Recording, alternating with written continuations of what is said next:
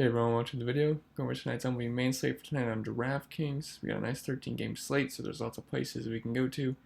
Anyway, before we continue, if you could leave a like and subscribe to the channel, I'd really appreciate that.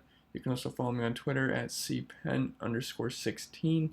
And if you want access to my model and cheat sheet, drop your email in the comments below, and then you can get, I've added even some more stuff. So I got the ISO versus that pitcher, the difference between left-handed and right-handed ISO versus that pitcher, or for the hitter, and the WOBA and that, and then I got stuff for the pitchers. That's everything you're gonna need, so it's very helpful. And so if you want a copy of this or the link, just drop your email below and I'll send it to you. Anyway, let's get into this. So Noah Syndergaard's gonna be my SP1 tonight, 10,100. He was excellent finally in his last start versus the Reds, and he gets a great matchup versus the right-handed heavy San Diego team who strikes out 7% of the time versus righties. So I really like Syndergaard tonight. And then Colin McHugh at 8,200.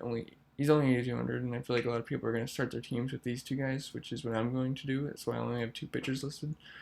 I just think it's the best bang for your buck here for these two guys. And besides the one disaster versus Texas, he's been very good with a 307 CR and a 30% K rate. So I really like Colin McHugh today versus the Kansas City Royals. And he's a favorite as well. And then a catcher like Buster Posey, 4,500. Course field, and Sensatella is a little reverse split, so to the righties and lefties, they're all in play here, but especially the righties. But I like them all. And Christian at 3,900 is just Coors versus the lefty. Then Francisco Cervelli 3,000. He's 3K versus Sampson, who's not very good at all, but Sampson did do very well versus them in Texas, so that's a little concerning. But I still think I'm going to give these guys a second chance, and I don't mind using them.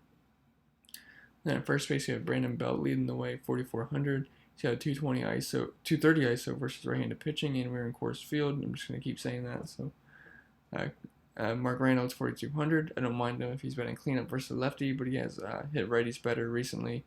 But the price is nice for a Coors Field game, and I don't mind using him. And then Joey Votto, 3,500. I wish this was in Great American Ballpark, as it's a boost to bats, but Votto has a 283 ISO versus right-handed fastballs, and he should see a heavy dose of them versus Mike Fiers. Then at second base, Jose Altuve, 4,300. They keep pricing him down, and now he gets a matchup versus Danny Duffy. He just isn't very good versus righties at all. I love all the Astros tonight, and they're going to be my top stack. And then Joe Panik, 3,900. I expect him to be popular leading off, and he's going to be below 4K in a Coors game versus a righty. And he's not a power hitter guy at all, but he does have 2 home runs off Sensatella, so it's very interesting. So he must see the ball very well out of his hand. And then Robinson Cano, 3,700. I always like him below 4K versus a righty. Then at third base, Nolan Arenado, 5,600. So we got Coors plus a lefty, and that's usually a home run for Arenado's. And he's got 318 ISO versus lefty, so I love him tonight if you can afford him. And then Alex Bregman, 5,000, gets some savings off of Arenado, and is also facing a bad lefty, 232 ISO versus lefties, and Bregman might even be in a better spot than Arenado, and you get the savings, so really like Bregman, and Bregman's been on fire. And then Matt Carpenter, 3,800, he homered yesterday, but we get a tougher matchup versus Nola, but Nola hasn't been as sharp this year, and I like Carp's price, and he's going to be leading off, so I like him. And then Trevor Story, 5,500, just really the same reasons we like Arenado, and he's got 3 homers off of Mad Bum. He's got 327 ISO versus lefties. Then Xander Bogaerts, 4,800. The Red Sox burned everyone yesterday, including me. I mean, their top 4 guys got zeros? I mean, I couldn't believe that, but yeah. So, but David Hess on the mound for the Orioles, and it's a good matchup on paper. Let's just see if they can actually hit the ball in real life this time. And then we got Miguel Rojas, 3,100. Only if he's leading off versus John Lester. I mean, it's a terrible game for bats there, so I guess I can actually add John Lester to the pitcher's pool. Actually, that might be smart, just because the wind's blowing in and it's pretty cold there. I think he's 9,000. I'm not gonna put that in yet, just because I don't remember off the top of my head, but anyway, let's continue. So the high-priced outfield, I have the whole Red Sox outfield listed in one spot. I think they're all in the 5K range. I just love the matchup versus Hess, and they should be lower owned with Coors and the Astros. Plus, they burned everyone yesterday, so sounds like a nice GPP play, and that's usually when offenses go off, when everyone gets off them. So I don't mind using the Red Sox again. George Springer, 5,200, one of my favorite plays. They dropped his price for some reason, but leading off versus lefty, and one of my favorite stacks of the night. So we love George Springer tonight. And then Mike Trout, 5,600. There wasn't really any other 5K guys I like, so I just threw him on here because he's always in play. And then the mid-range outfield, Bryce Harper, 4,500. This is a really good spot for Harper. Hudson is really bad versus lefties, and he's giving up an ISO in the high 200s. I think it's around 250. And Bryce Harper could crush righties. He's got an ISO about 252 versus righties. So really like Harper. Brandon Belt, we already went over. Steven Duggar, 4,300. He's pretty cheap, and he should be hitting second. And is in that Coors game. Then the value outfield, we have Jackie Bradley, 3,200.